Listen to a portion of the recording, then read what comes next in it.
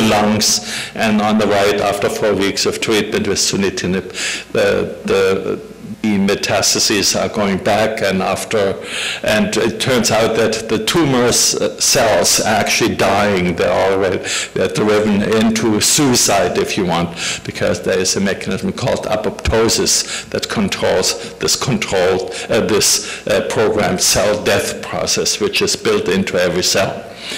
So sunitinib is approved for kidney carcinoma, for so-called GIST, gastrointestinal stromal tumors, and started really as a project of one graduate student in my lab in Munich. So this is a perfect translational example from a student to a Ph.D. title, to a patent, to technology transfer assistance by the Max Planck Society, to foundation of a company in California, to investment by VCs, which were at that time still good CVs. One cannot find these anymore these days. I don't know, there are too many here.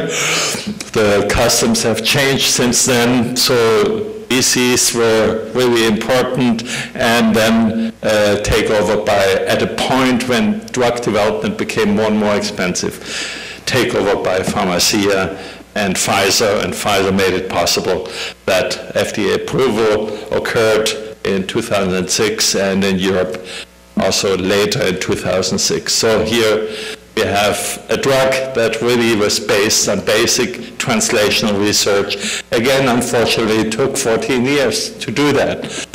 And the lifetime of a scientist is just too short to do many of such things. So I was lucky enough to do 2, and insulin, so I have some experience in translational research, but Sutent really promises to be one of the more successful drugs. After 1.5 years of being available on the market, it's already a $700 million drug. You can see here the sales curve, and we hope that we'll do a few more, and for that we are becoming international. I have a lab in Singapore, and one in Shanghai, and one in Munich, and it all started at Genentech. Thank you very much.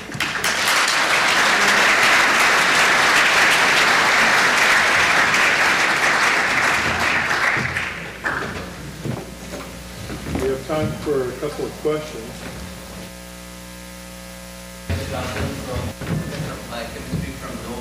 Would you? Dr. Venkatachalam, Professor of Biochemistry from Nova Southeastern University. I'd like to ask you a question. How much research is being done in microRNA? You know, that's an exploding field which deals with the expression of some of these genes which are target specific more than some of the drugs. And so how much of research or thought is being given to that area of research, microRNA?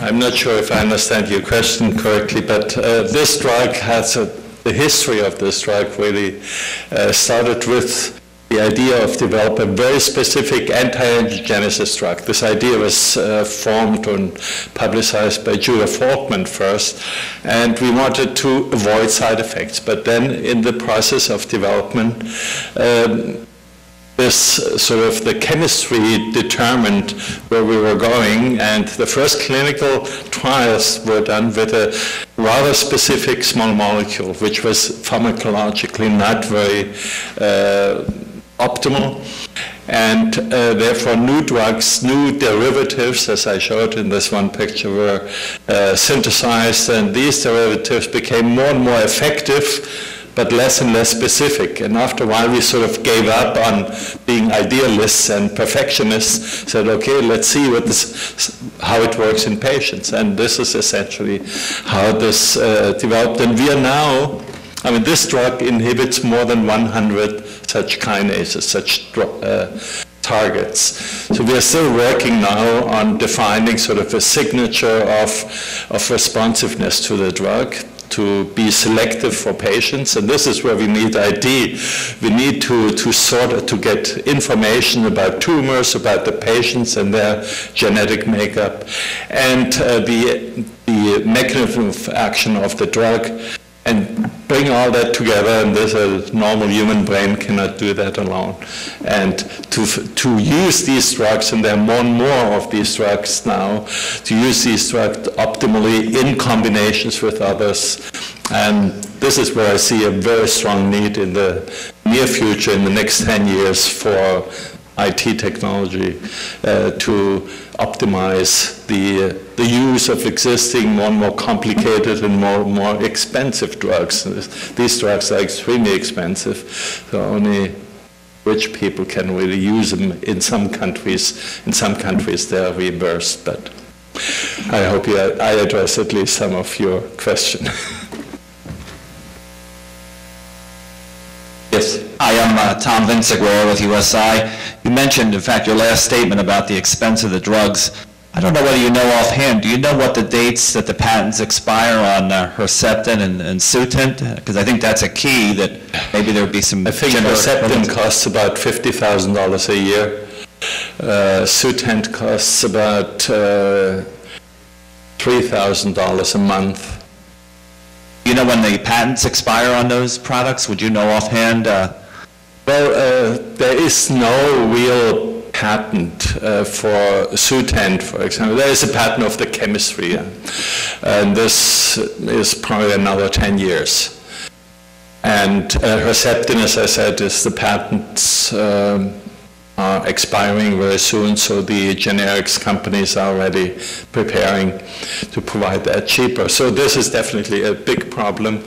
And there are other drugs that are more expensive, like Avastin and Gleevec and so on. So but they're all in the same range. So something has to happen, otherwise cancer will become sort of treatable for rich people and not for poor people, and this is not the idea.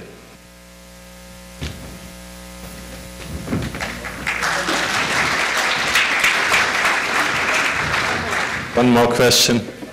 Hi, this is Claudia Lopez from Palm Beach County. I just would like to know a little bit more about the plans that Max Planck has in South Florida, and what would be the focus related to the scientific work that you plan to do in South Florida.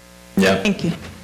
Well, I can make it very short. I'm not that intimately familiar with the detailed plans. I don't think they really exist already. The main goal that Max Planck has is to transfer its own research philosophy, high quality basic research, but with always a side kick idea on application. And so I'm sure that this is the most important thing for Max Planck. We were founded by people like, there is a so-called Harnack principle. He always said, we are not looking for special areas, we are looking for the best minds, the best people. And they're supposed to be completely free to do research that they decide to do. And I think this concept has worked out extremely well, and most of our institutes are designed that way. So it's people, not necessarily the particular area. Of course, one gets sort of a general direction, and I'm not sure about the Florida Institute yet, how that's going to be oriented. Thank you.